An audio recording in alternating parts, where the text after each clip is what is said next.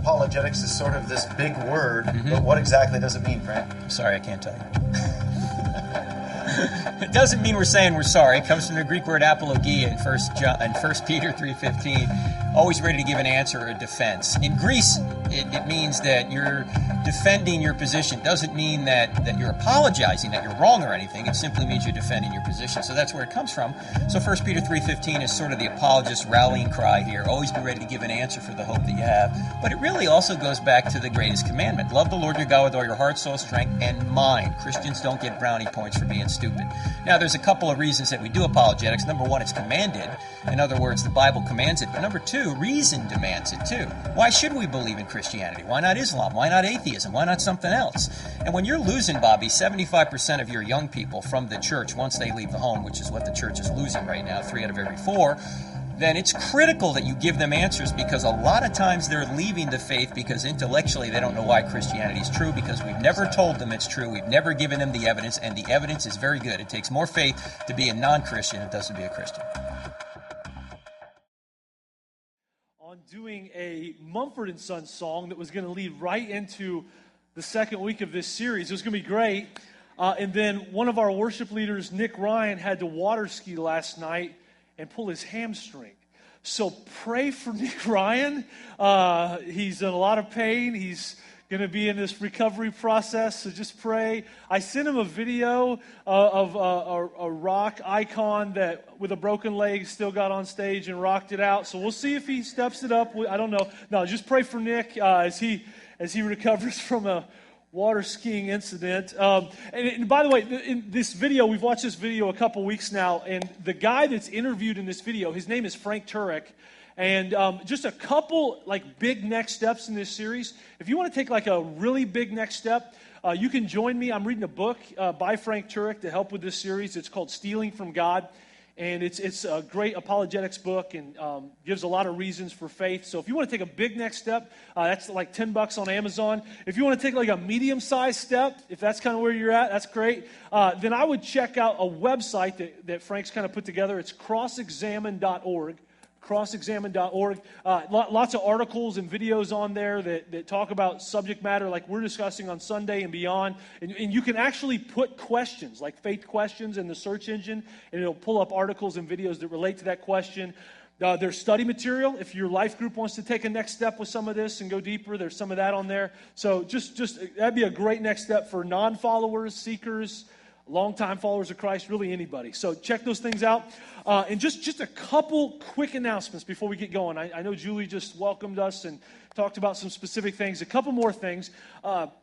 Excuse me.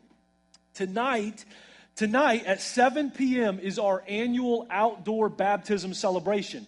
We were going to do this in July, and the river was way too high. Yeah, you're already clapping. That's awesome.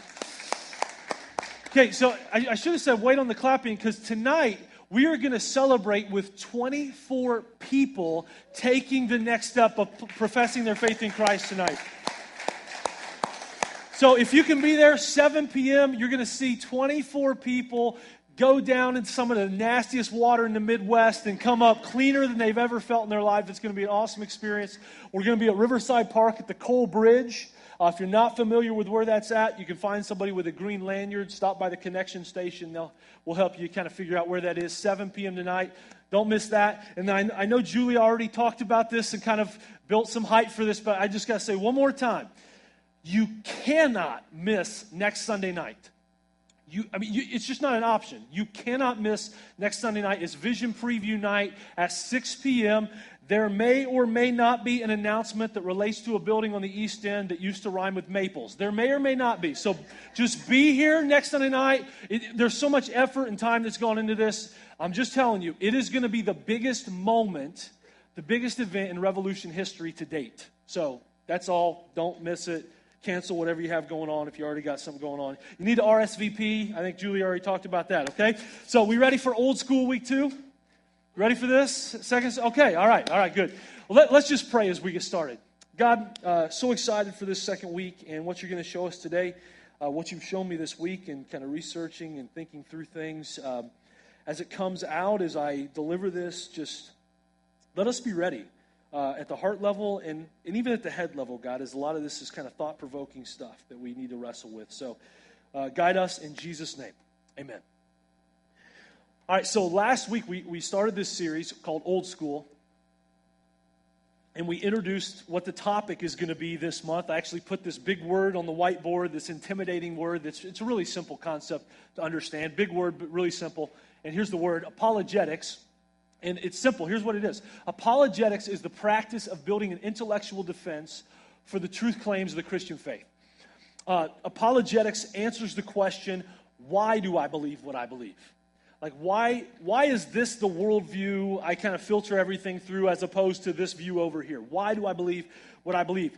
And I said last week, this is going to be a series where there's more information than usual that's presented on Sunday, and I'm hoping to do it in engaging and in interesting ways. So it might feel like a lecture at times, might feel like school, but I'm going to do my very best to keep it engaging. And if I lose you somewhere in the information today, just hang on, because there's an awesome story at the end of a revolutionary that's going to talk about how his story relates to this series.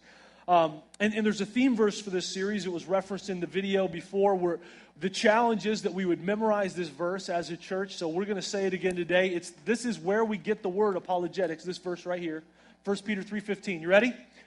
Always be prepared to give an answer to everyone who asks you to give the reason for the hope that you have, but do this with gentleness and respect. And that word reason, in the Greek, apologia, it's where we get the word apologetics. It means an intellectual defense, a logical defense of our faith. And we talked about this last week too, but I got to say it again. Like that, the last part of that verse is so important for this series. It is so important because we're going to be looking at some evidence to support the truth claims of Christianity. But this whole series is going to filter through the values of gentleness and respect. We're simply going to lay out the evidence and ask for everyone to be open-minded on what the evidence is saying. And for those of you that aren't convinced of Christianity yet, still got lots of questions, not sure about this whole deal and Bible and whatever else, like I said last week, there's no strings attached. You can come every single week and not buy into any of this, not believe any of this. You are still welcome at Revolution. Revolution is your church. We are a church where seekers, people that have faith, don't have faith, we all just come together and we're figuring this thing out together. So we're just going to have a conversation. We're going to present the evidence and see how God uses it. And I left us hanging, if you were here last week, I left us hanging with a really big question. I promise I'm going to get to that question, but it's going to be a little bit later in the message. So hang with me for that. Because we started in the field of apologetics with the validity of the Bible. That's kind of how we started this. And we said, to provide evidence for the validity of Scripture, really we just need to look at 4 books within the Bible. The books that we refer to as the Gospels, Matthew, Mark, Luke, and John.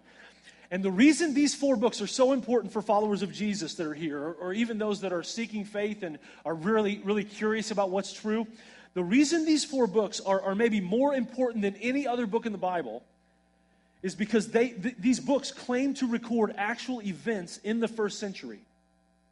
And they claim to record actual events and conversations with Jesus, the man that we claim to be God's son here at Revolution Church. And so here's the points that we started providing evidence for last week. And again, this is a great screen to take a picture of. Really, last week and this week are all pointing back to these 4 points that we're providing evidence for. So this right here, that the New Testament Gospels are a reliable record of what actually happened in history. Actual events, actual conversations, they really happened. What we see in the Gospels. And there's so much evidence that point to this. And if that's true, number 2, if that's true, then what the Gospels say about Jesus is true. And if what the Gospels say about Jesus is true, he must be the Son of God based on the miracles he did, the claims he made, the fact he rose from the dead. And if Jesus is the Son of God, then what Jesus says about the rest of the book must be true. And ultimately, what Jesus says about God must be true. And last week, I gave a lot of evidence that specifically related to the manuscripts. the manuscripts of the Gospels, because all of history, all of Scripture comes from ancient manuscripts. We find out about history through ancient manuscripts that have been dug up, and we can put dates on them and all that. So I don't have time to get into all the details of that. The podcast is up. Check it out. The podcast is maybe more important in this series than any other series because these weeks do build on each other a little bit. We're building a case, although if you weren't here, today will make sense anyway. But we came to this landing last week. Here's where we landed. Just based on manuscripts alone, the four Gospels outweigh the validity of any ancient manuscript in history. So really, everything we believe as followers of Jesus rest on, are these four books reliable sources? Are they telling us true things about what Jesus did? Are they telling us true things about what Jesus said? And again, the evidence is very strong supporting the fact that the Gospels are true. The events of the Gospels happened. And the manuscripts is one part of the evidence. And the other huge part of the evidence is the authors themselves. So we're going to go a step further today, and we're going to talk about the authors of the Gospels. And let me just start by telling you just a little bit about the guys. Matthew, the writer of the first Gospel, according to the order in our Bibles, you got Matthew, Mark, Luke, John. Matthew, he was a tax collector and a disciple of Jesus. So Matthew, when he tells stories and talks about conversations, he is telling these stories as an eyewitness. Like a lot of what he wrote down and put in the story form, he saw it happen. He's an eyewitness. The last gospel is the book of John. John, same deal. He was a fisherman that became a follower of Jesus, and he was an eyewitness. He spent time with Jesus. He witnessed the things that he wrote. Mark's gospel is a little different. Mark's the second gospel. Mark was actually a friend of Peter's, which was another one of Jesus' disciples. Peter's all throughout the stories of the Gospels. And Peter and Mark, they were so close that actually in one of Peter's letters toward the end of the Bible, Peter describes Mark as his son. I mean, that's how close their relationship was. So more than likely, this is what we assume, that Mark got his information about Jesus from his best friend and mentor, Peter. And Peter was definitely an eyewitness. This is what Peter even says in one of his letters toward the end of the New Testament. Here's what Peter says, 2 Peter 1:16. For we did not follow cleverly devised stories when we told you about the coming of our Lord Jesus Christ in power, but we were eyewitnesses of his majesty. We were eyewitnesses. So Peter's like, I saw this stuff happen. I'm not making this up. I don't have any reason to make this up. These are events. These are conversations I actually saw happen. So more than likely, Mark's telling of the story of Christ comes from conversations and relationship with Peter. And Luke is the most unique of all of them because Luke was an investigator. And the Bible tells us Luke was not an eyewitness. Luke wasn't one of his disciples. Luke was actually like a first century investigator. He sat down with any eyewitness that would let him interview them, and he gained all his information from stories told by other eyewitnesses. So Luke was really, if you're a follower of Jesus today, Luke put his faith in Christ just like we do, based on the accounts of other eyewitnesses, because he was not an eyewitness himself. And his gospel is the longest of all the gospels, and more than that, it's the longest book in the entire New Testament. Has a lot of information about Jesus. He was a medical doctor, and he's really investigating things with Jesus. So that's just a little bit about these men. So what is undeniable is we have four different accounts in four different books written by four different authors that received information from eyewitnesses. We're sure of that.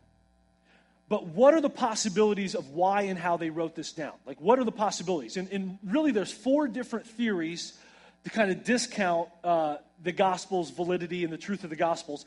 And the first one, and I have to apologize every time I write stuff on this board because it's so bad, but the first, theory to discount the Gospel's validity is collective fabrication. And I think this is most commonly thought of one of the theories that might discount the Gospels. And pretty much what this means is four guys got together, the four Gospel authors, they got together for coffee one day, and they're like, hey, Jesus is gone, And so, but we got to keep the dream alive, guys. We want people to follow Jesus. So let's just make up a bunch of stories that would help people believe that he's really, God's son. So Matthew's like, well, I'm going to tell a story about how he walked on the water. That'd be so cool, wouldn't it? I mean, and John's like, yeah, I'm going to talk about that story too. And Mark's like, I don't think anybody will buy that story. I'm going to tell a different story. I'm going to tell this story about how there was this woman that had to kind of weave through a really big crowd and just touched Jesus and she was healed. And John's like, hey, you remember when we were at that pool a few weeks ago with Jesus, Bethesda? I'm going to tell this story about how Jesus healed a guy at that pool. And so collective fabrication, they got together and they're like, we got to keep the movement going, so we'll make all this stuff up. And by the way, you will not find this view in any scholarly argument because no one really buys into this except for people that really haven't done the research and taken the time to really research this themselves. And I'll show you in a little bit why that makes no sense. Why this one it's so easy to dismiss. Now the second one is the one that has the most traction. Number 2 is collective confusion. And again, this theorizes that the disciple or the 4 authors of the Gospels, Matthew, Mark, Luke, and John, they got together and they didn't lie about these stories. They were just confused. Matthew's like, I think I saw him walking on the water. And John's like, yeah, that's a stormy night. I'm not sure exactly, but it sure looked like he was doing that, it sure looked like he was. So in other words, they really believed this stuff. They really believed the stuff they wrote down, but they were confused. They were a little delusional. And again, believe it or not, this theory probably has the most traction as an argument against the Gospels than any of the 4. The third one is individual. Individual. That's a hard word. Fabrication, individual fabrication. And this theory is that all the disciples kind of went off by themselves, and Matthew took off. He's like, I'm going to make a bunch of stuff up about Jesus, and John gets the pen and paper out, he writes it down, and Luke's like, I'm going to stop practicing medicine for a little while to write a fiction novel about this guy, and just so they all make up these stories individually, and then you put them together, and somehow they made up similar stories, they made up similar miracle stories and similar conversations they remembered and stuff. So this one really doesn't make any sense at all. And then the final one is individual. I'm not going to write it again. Individual confusion. And again, so they all go off on their own, and they're not really lying about it. They're just confused. They've hallucinated. They all ate bad pizza one night, and they had similar dreams about all these crazy things Jesus did. And again, you match the stories up, and there's a lot of similarities in what they dreamed about or what they were confused about. So this one, the last 2 don't really make a whole lot of sense. But again, that number 2 has a little bit of traction. So 4 categories of arguments against the credibility of the gospel authors. And I'm just telling you, even though there are people at your work or your school that would probably say, I just think those guys just made it all up.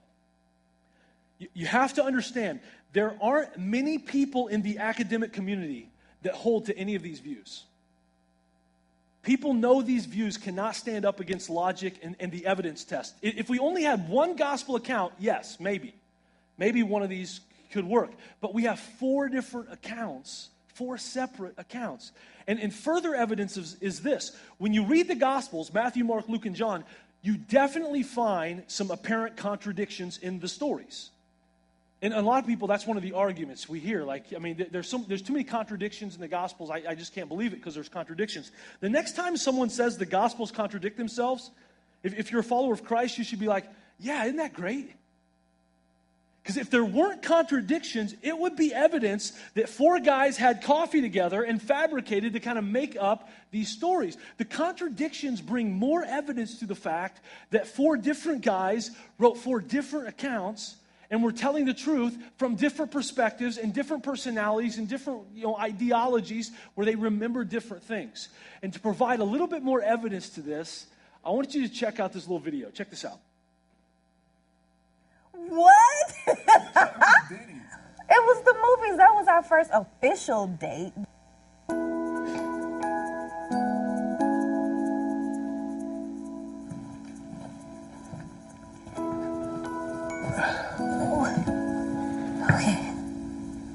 I'm Donald Brown, and we've been together 7 years. Carlette Martin -Brown when I feel like it. And we've been together 7 years. What is your relationship status? Married. How's that been? Amazing. Did you practice beforehand? No. Donald and I first met at Katy College. Can't hear it. I want to say he was playing like a Marcus Houston song, and he just did a few chords and walked out, and I was like, why'd you stop? And I think at that point he thought he had me. I had no interest in this young man. I had a whole list of how my man was supposed to be.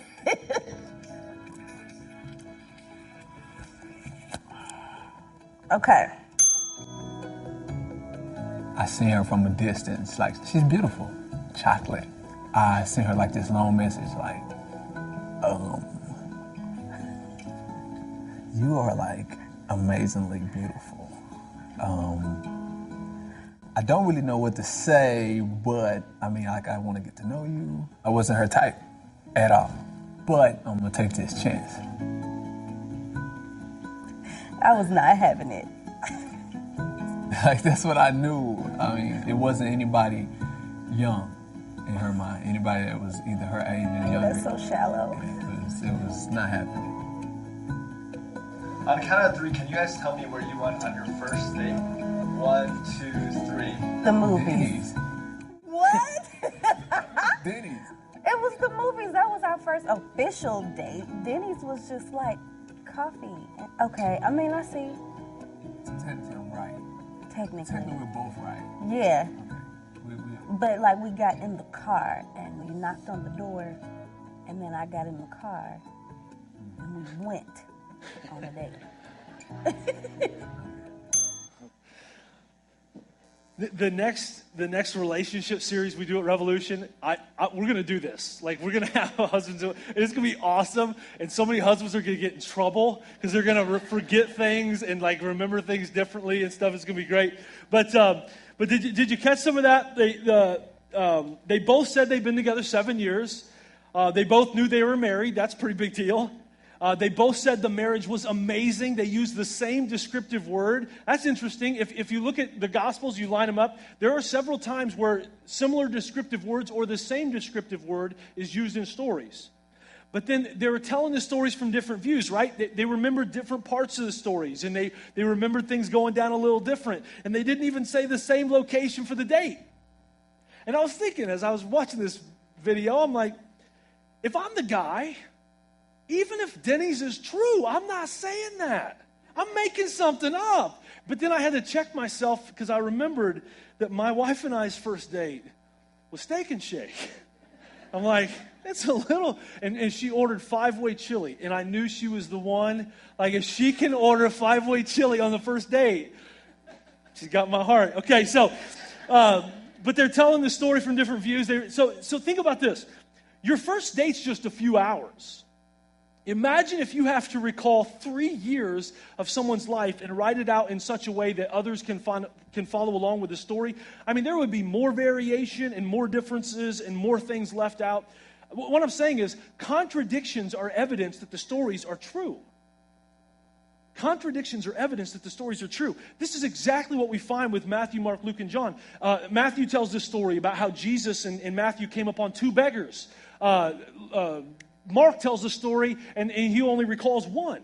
Luke tells the story. He only recalls one. Matthew talks about how Judas betrayed Jesus and he went out and hung himself. Luke talks about how they found him in a field with his stomach cut open. So they both record a tragic end to Judas's life, but they different details are remembered. They definitely did not collectively fabricate, right? And you can read way more about this. There's way more to this on the cross-examine side if you'd like to go further. Contradictions, minor contradictions, because there's no really major contradictions. Minor contradictions are evidence that the stories are true. But here's the biggest piece of evidence by far. Biggest piece. The disciples never became rich and famous. They never got invited on Ellen. Oprah never sent her film crew out to interview them and capture their story. I mean, if they become rich and famous and there was this ulterior motive, then maybe there would be some room for doubt. Even with 4 different accounts, maybe there would be a little room for doubt. But you know what happened to these men? These men, as well as the other disciples, spent the rest of their existence on earth preaching a message that was considered cultic. They were accused of blasphemy and religious treason. They had to meet in caves and in basements, like hiding out to even have discussions about Jesus. And they all paid the ultimate sacrifice for the beliefs they held about Jesus. Matthew was burned at the stake. Peter was crucified. John was put on an island as a castaway, died away from family and friends. In AD 68, they placed a rope around Mark's neck, dragged him through the streets until his body was so tore up, his organs fell out of his body. And I know that's a little grotesque and a little intense right before lunch, okay? But I'm sharing this to show us these guys lost everything they had. Especially Matthew. He was a tax collector. He was a high up. He made money. He had creature comforts. He had status in the Roman Empire. There is absolutely no reason to pin fabrication on them. And here's what Andy Stanley, he's a pastor in Atlanta, Georgia. Here's what he says about the gospel writers. And I really hope we remember this. These men died not for what they believe. Terrorists die for what they believe. The gospel writers died for what they believed they saw. They died for what they saw and experienced. Jesus rose from the dead and I saw it. Like I saw him give up his life on a cross. I saw them take his lifeless, cold body off the cross, bury him, and then a few weeks later I was having breakfast on the beach with him. I heard him speak his final words on the cross. Put him in a tomb. 3 days later, the stone rolled away and he was walking around. I was there. I saw it. See, that makes their message and their death very significant. In Frank Turek, in the book Stealing from God, he says, a man will not give his life for what he knows to be a lie. A man will not give his life for what he knows to be a lie. This is what they saw. They knew it happened. And it wrecked them so much. These events wrecked them so much that they risked everything and eventually sacrificed everything for these stories and to put these stories in writing and to pass these stories on so that we would have them today. They didn't give themselves their lives for a new religion or a new philosophy. They gave their lives because Jesus rose from the dead, and the only explanation in their minds was, he has to be the Son of God. That's the only way that could happen. So again, I said last week I was going to answer a really big question. And let me throw it on the screen again for those that weren't here. If there's this much evidence to support the validity of the Gospels in regards to the manuscripts and the Gospel writers, then why doesn't everyone believe it? Why don't all historians? Why aren't Matthew, Mark, Luke, and John quoted in the history books? And why doesn't every common sense thinking person really just believe that this is history? These are actual stories that happen. If there's more manuscripts and better manuscripts, and they're more widely distributed, and they're closer to the date, and than any other ancient writing, and if there's no other reason to explain why the authors wrote down these stories other than the fact that they happened, then why don't people believe these stories? The answer is very simple. There is a prejudice in people's minds against the supernatural. There's a prejudice against the supernatural. And here's what I mean by that. People go into the evidence thinking or saying, I don't believe in supernatural things. I just don't. So I just want you to know, not that I don't believe in God. I believe there's a God. But I just don't believe he did all this crazy hocus-pocus stuff like walking on water and parting the Red Sea and swallowing a man getting swallowed by a fish, the Noah's Ark, all this. I just don't believe all that hocus-pocus stuff. So I just don't believe supernatural things. So I just want you to know, before I look at the evidence, I just don't believe in the supernatural. Now let me read the Gospels. Well, there's supernatural stuff in there. All 4 Gospels have some supernatural things in there, so I have to discount the whole thing. But here's what's so interesting. If I lost you somewhere, I need you back right here. When we hold a prejudice, an opinion that's not based on reason, that's what a prejudice is, an opinion not based on reason, we miss some really obvious, valid points.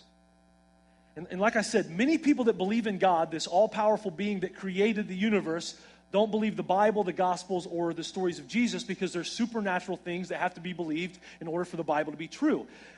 Yet those biblical miracles are nothing compared to the greatest miracle in the Bible. And the greatest miracle in the Bible is not Jesus walking on water or being born of a virgin or even resurrecting Jesus from the dead. That is the most central event of our faith, the resurrection of Jesus, most central event of our faith. We're going to talk about it next week. But that's not the greatest miracle in the Bible. The greatest miracle in the Bible is the very first verse of the Bible. In the beginning, God created the heavens and the earth. In a poll done by Washington Times a couple years ago, 84% of Americans still believe God created. 84% of people today still believe that the most logical explanation for how things started in the beginning, whether God used a Big Bang or evolution or whatever, that doesn't matter. But the most logical explanation for how things started is that a God, a timeless, supernatural being, set things in motion. God created. If that verse is true, then every verse in the Bible is at least possible, right? I mean, and there are a lot of people in this world that struggle with supernatural stories of the Bible, and Jesus, born of a virgin, lived a perfect life, died a perfect, sinless death, and rose from the dead, all that stuff. But they believe that God created the universe. If God created the universe out of nothing, then he can do whatever he wants, whether we can wrap our minds around what he does or not. And if God created, then miracles and water walking and resurrections are pretty easy. And the final thought on this is this right here. And this is from the book, Stealing from God. And some of these words, you might have to look them up later, but this spoke to me so much. So I got to read this. And there's a big point at the end, so hang with me. Virgin birth, abiogenesis, the origin of life through non-living matter, resurrection from the dead, random mutations producing the raw materials for new organs, intelligent creation ex nihilo out of nothing, eternal matter, eternal mind, heaven, multiverses, speciation by unguided natural selection, hell, natural DNA information generation, Adam, panspermia, angels, look that one up later, angels, no immaterial soul, miracle space, aliens, God, no God. Everyone believes something unbelievable. The point is, both atheists and theists believe in things that they can't understand or can't understand yet, at least. But somehow just theists are viewed as unreasonable for believing in the supernatural. And what I'm getting at is that the supernatural bias, it just doesn't stand up to reason. To discount all of this evidence we talked about, just because there are supernatural stories included, is completely illogical and goes against all other kinds of things that we believe, but we don't completely understand. So once again, I believe we have strong, strong evidence to support the fact that the New Testament Gospels are a reliable record of what actually happened in history. Based on the manuscripts, based on the Gospel authors. It happened. And if that's true, then what the Gospels say about Jesus is true. And if what the Gospels say about Jesus is true, he must be the Son of God based on all that stuff. If Jesus is the Son of God, then what Jesus says about the rest of the book must be true. And what Jesus says about God must be true. And I'm so excited because we get to hear the story of someone today that relates so much to this series and kind of what we've been talking about. So would you welcome my friend Eric Townsend as he comes out to share his story with us? Woo!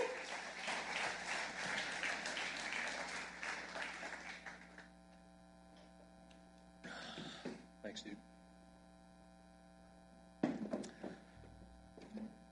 So this is a really cool moment because this isn't just a story. This is also an announcement. I get to announce Eric. Eric has actually been on full-time staff at Revolution for about a month now. He's in the process. His title is Worship Arts Director. He's in the process of kind of taking everything that has to do with Sunday and leading the charge with it. The schedule of Sunday from tech to the stage. And just so excited for this position you're taking on. And so just tell us a little bit about kind of what's prepared you for this position. Let's start there. All right, so it's super exciting. I'm really excited to start this, and it's been a fun transition. I started in my musical career. I guess that's probably the best way to start is to talk about my technical side. Why would I be good doing the music and things like that? So I started in music when I was in middle school. My dad bought me a guitar because I was really socially awkward, and I had a really small group of friends, and he thought, a guitar is going to fix that. So he bought me a guitar, and it did too well, because then from that point on, I didn't care about anything else. All I wanted to do was play the band, and so all through high school I traveled and toured, and I did recorded CDs and stuff. So I spent a lot of time around music and production and on stages and behind boards and things like that. I did that a lot, and when I graduated, there were some opportunities to play guitar for band had come up, and one particular one I want to share the story of because it's kind of funny how it worked, and it kind of ties in later. So this band from Fort Wayne called me up, and they asked me to come up and check them out up in one of their concerts. And initially I wasn't going to do it because they weren't very good. I didn't think that'd be a lot of fun. And they were a Christian band. I was a super hardcore militant atheist. And so I had a really hard time believing or imagining myself having any sort of fun spending 24/7 with a bunch of annoying Christians. So I love how you describe that. That's great. In a church. I love it. Yeah. So no offense, but that's how I thought. And just know that there's probably a bunch of people that probably think the same thing. So I'm thinking there's no way I'm going to do this. But then some things happen, and there's some friends that went. So I end up going anyways. And so the whole time I'm sitting there watching this band on stage thinking, these guys are not good. And these guys are really annoying. So I knew that I was going to tell them, no, there's no way I'm playing guitar for you. And then they finished up the concert. The singer came up to me afterwards. I was hanging out, and he said, started talking to me about it. He said, hey, man, so what do you think? You want to come play guitar for us? It'd be awesome.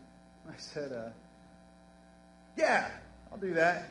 And I had no idea why I said yeah. The whole time I'm thinking, I'm saying, no, this is stupid. There's no way that I'm doing this. But for some reason I said yeah. And I'm curious.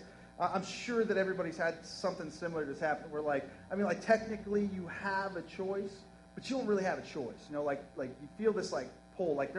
Personally, during this, I felt this pull. I had to say yes. I would regret saying no forever, and I didn't know why that was, but that's all right.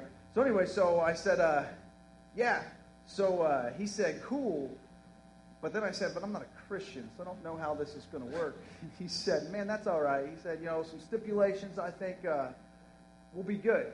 So no cursing, no drinking, and no smoking. And I said, well, I'm still going to curse, I'm still going to drink, and I'm still going to smoke. And funny thing about that, I didn't even drink or smoke. But just to be rebellious, this right? dude isn't going to tell me how to live my life, So no, I'm still going to do that stuff. So he's like, we're desperate, so whatever, dude, you're in. So we still need you. yeah, you're in, dude. So with no money, enough gas to get me to Fort Wayne, not enough to get home, no insurance on my car, and my plates were expired. I drove up to Fort Wayne with my equipment, and then so it was cool. We toured and we traveled, and I recorded, and we went through the record label thing, and we did all kinds of stuff. So technically speaking, that's where my background comes from. So. That's the musical side of it. I ended up getting into worship. I met some people after giving my heart to the Lord. I met some people that actually are here and became really good friends with some worship leaders here. And I got into worship about 8 years ago. So. Cool.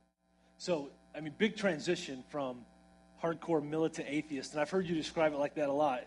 I wish I have known you back then. But so big transition from that to now being part of worship and staff at the church. So what happened? Take us back to when it started and kind of what's happened. All right, yeah. So the beginning of my life as an atheist started when I was a kid. I don't know. I think I was in third grade or so, somewhere around there. But I remember the conversation like it was yesterday, and I was talking with my mom. Now, my mom had a pretty rough life. She's a super strong woman. She's super awesome. But she had me the day before she turned 17. A year later, she had my sister, who was born with Down syndrome. And if you don't know, Down syndrome, not just the mental disability side, also has a lot of medical problems. So for the first 2 or 3 years of my life, I lived with an aunt and uncle, while my mom spent most of her time down in the hospital with my sister, who was stuck there for most of her life at the beginning. But anyways, and then a couple years later, she had my brother. So my mom had it tough, and then my dad and her split up. So she was frustrated, and she was definitely a trooper. Well, I remember one day in 3rd or 4th grade, driving down the road, and I asked her, I said, Mom, why don't we go to church?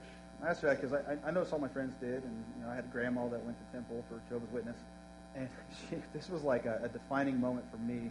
She pulled the car over and looked at me and said, Eric, if there was a God, would your sister have Down syndrome? I mean, nope, is what I thought. Now, don't judge her. We all have these moments of extreme frustration, and when we're just overwhelmed and we say something that we don't really mean. She didn't mean it then. She didn't think that it would have much of an impact on me. She couldn't have known that. She was just talking. She was just frustrated, and she let her frustrations out, which is, I think, something important for us to remember as parents or future parents or really anybody. Something we say may not have an effect on us, but around us, it really could, and it did for me. So from that point on, my entire foundation, my whole worldview was built on this foundation that there is no God. So every bit of information that I got, every bit of new revelation, it was all filtered through the lens of there's no God. And then you go to school, and then in most social constructs and entertainment, that idea is reaffirmed. I don't know if you guys noticed this, but that idea is reaffirmed a lot in our culture. So from that point on, everything that I learned was based on that. There is no God. So then I got to high school, and in high school, I got really, I said militant hardcore. I'm not joking about that. It was my mission to crush the Christians, in school. I thought that was what I'm here for. And so what I noticed really quickly was that most of the Christians that I talked to, and I say most, I'm talking all but one that I talked to, they didn't really know what they believed. And they could tell me, yeah, I believe in God, I believe in the Bible, but that was about the extent of it. They didn't really know what they believed, and they definitely didn't know why they believed it. Most of them, they inherited their faith, like they would, their hair color or something. It was an inheritance to them. They were Christians because their parents were Christians. This didn't happen. I never saw this. I never saw this series. You mean, right? Yeah, this series. I'm sorry. I guess nothing up there. This series, I never saw the opposing platform. There was never a platform given to why there's a God, why people believe in a God. The only logical platform was there is no God. Anything else, there was no explanation for it. So that kind of takes me up to the band, that annoying Christian band that I had joined. I think this was the first time in my life when I moved up there. I was dreading it. I thought this was going to be a terrible experience, but I really do think that this was the first time in my life that that I saw it firsthand. I mean, these guys, they knew what they believed. They knew why they believed it. But further than that, they walked it out. They lived it out. The Bible says that we'll be known, my followers, Christ said, my followers will be known by their love for one another. That is 100% true. I saw it every day, all day. These people didn't judge me at all. I mean, I meant to get a picture. I wish you guys could have seen me back then. They did not judge me at all. That was huge. We're going to get a picture. Facebook. Just check it later. Oh, I scrubbed it. Yeah, so these guys, they just lived their faith out. Yeah. They loved one another. They loved each other. They loved me as an outsider. And I really think that when you are in the presence of that, when you're around people that live it out day by day, that love each other, that love Christ, and love those outside the church the way they did, it's really hard to keep those barriers built. It's really hard. So I gave my heart to the Lord. I was wrecked. I felt like it was, I think for some people it's like a gradual process, they gradually over time come to know Christ. Some people it's kind of like an aha moment. But for me, it felt like I was being shook and awake. I don't know if I'm sure you've had that experience where you're in a really deep sleep that feels real, and then all of a sudden you wake up and it's oh, that wasn't real. This is real. That's what it felt like. It felt like all this time that that I believed one thing. Now none of that makes sense. Now all of this makes sense. It was a really transformation, radical transformation, shook and awake. Is kind of how my story went. So. That's awesome. That's really cool. So, last question. So, I know you just shared that story about your sister and kind of how atheism started. So, how are you wrestling with that now? Where are you at with that today, that part of your story? I would say that I still wrestle with that question. I mean, it's not an easy question to ask. I mean, if you think about it, I promise you, if you ask somebody that's outside of the church why they don't believe in God or why they don't believe in Christianity or anything like that, one of the number one responses you'll get is that exact question. If there was a God, why does your sister have Down syndrome? Or something like that. Why is there pain and suffering? Why do these things happen if there is a God? Now, when my mom asked me that question, she asked from this perspective. And when I answered the question, I answered from a perspective. And that perspective was, I'm focused on this pain. I'm focused on the hurt. My mom was focused on all the, not seeing me, on being in a hospital. She was focused on watching my sister suffer. That's what she was focused on. That was where her perspective was. My perspective was, I don't see my mom, or I didn't see my mom, and I see her suffering. That was my perspective. So I think that what we fail to do is we fail to step back and see a larger perspective. And sometimes I don't think that we can. But what hit me later in life was, what I had overlooked then was all the times, and I'm talking, it felt daily. There were times that it felt daily, that somebody would come up to me and share with me how my sister touched their lives, how my sister made their day so much better. I mean, my sister, she doesn't worry about politics. She doesn't worry about what people think of her. I mean, all she does is love. That's all she does. That's all she knows is love. And I never thought of it like that, And so there's a story that I'd like to share on that lines. I had a teacher. I'm like 15 years old in high school. I had a teacher, and this was in my atheist days, by the way, that she kept me after class one day, and she asked if she could talk to me. So everybody left. She shut the door. She started crying. The reason she was crying, she explained to me, was she found out that she was pregnant, and she was tested and found out that her baby had Down syndrome. She didn't know what to do. Now, we all know what that means. She told me she didn't know what she wanted to do. We all know what she was talking about. I didn't have an answer for her. I couldn't tell her one way or the other, so what I did was I told her exactly what I told you. Every day, people come up to me and tell me how big of a difference my sister had made in their life. Every day they told me that my sister impacted them. That's all I could do. So from that, she kept the baby. She kept the baby. She raised it. She told me years later how happy she was that we had that conversation. And then it hit me down the line. We have such a small perspective of our lives. We really do as people, that we can't see the big picture. There are things going on when we have troubles, when things go bad. We're not seeing the big picture. We're not seeing from God's perspective, and we never will. We just have to accept that God has a bigger perspective. Through this, I learned a ton, but when we were talking about this and thinking about today, two things stood out to me. The first was that I watched my entire worldview perspective totally flip upside down. Everything that I thought that I knew, I realized that I didn't, which taught me I don't know everything, and I should stop pretending. And that goes for church and non-church. We don't know everything. We don't have the answers. We shouldn't pretend like we do. Yeah. The other thing that I learned was our perspectives are limited, very limited. We have one small piece of the puzzle that we can see. We need to realize and accept that God sees the bigger picture, and that we should just trust Him and stop thinking we could do it better. Thanks, man. Thanks so much for sharing your story with us. Thank you.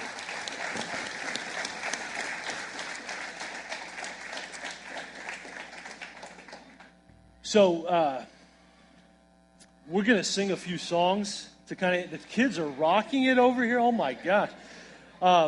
Let's just stand together. We're going to sing a few songs together, and I just want to pray that maybe in these few songs, whether you sing or not, that the lyrics, that the moment of this would maybe just tear down some walls with wherever you're at. So God, right now, as we enter into this time that we call worship, while we're singing some songs to lift you up, that wherever we find ourselves today, questioning you because of some life event, questioning you because of some things that we don't understand about the Bible or science or whatever it is, that we would, in these moments, just be open to what you would speak to us and what you want to do. I pray this in Jesus' name.